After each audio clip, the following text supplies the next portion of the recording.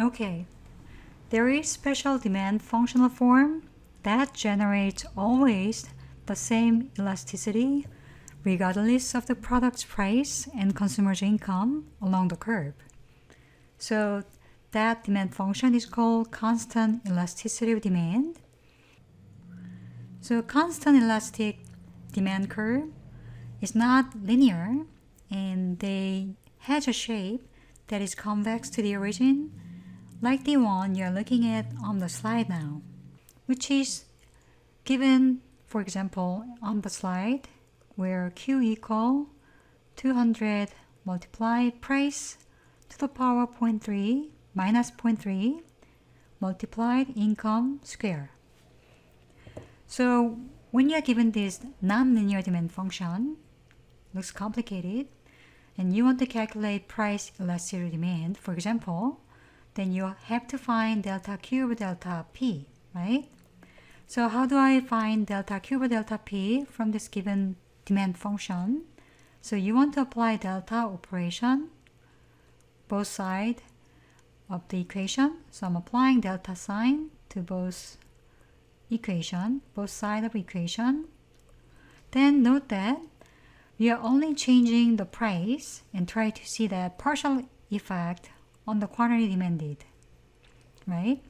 So you're not changing anything other than the price. So you're fixing I square and 200 at a constant level. So there's no change coming from these two terms, but they are multiplied to the price. When you change the price, these 200 and I square magnifying those change coming from the price. So you have to keep them at constant level and multiply it there as it is. Do not change anything.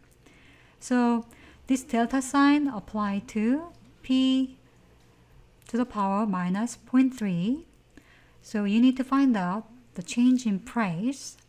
And when you have this power term and you apply the delta sign, this minus 0.3, the power, this becomes coming down in front and multiply there.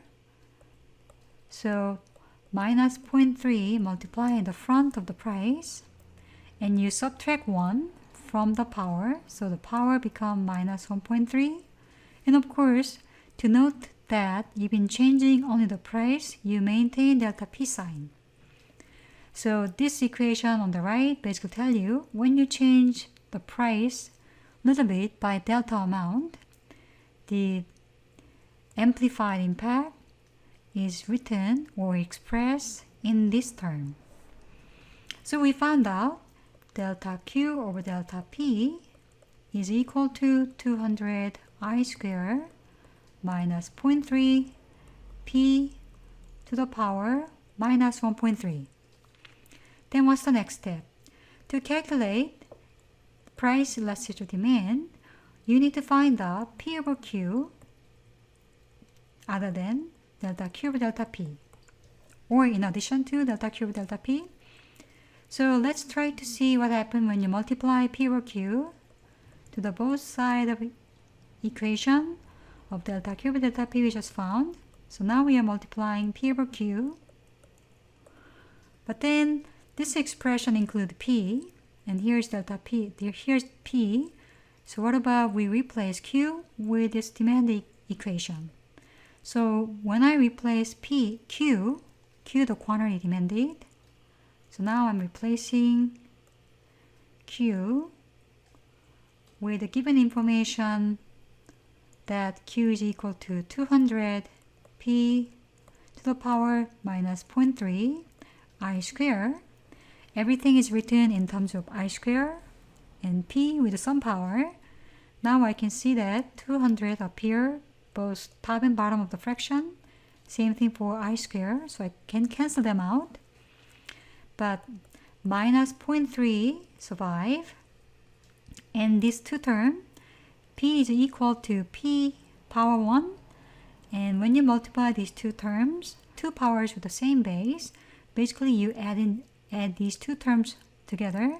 So it becomes P power minus 0.3, which are found again in the bottom too. So you can cancel these out and you are only left with constant minus 0.3.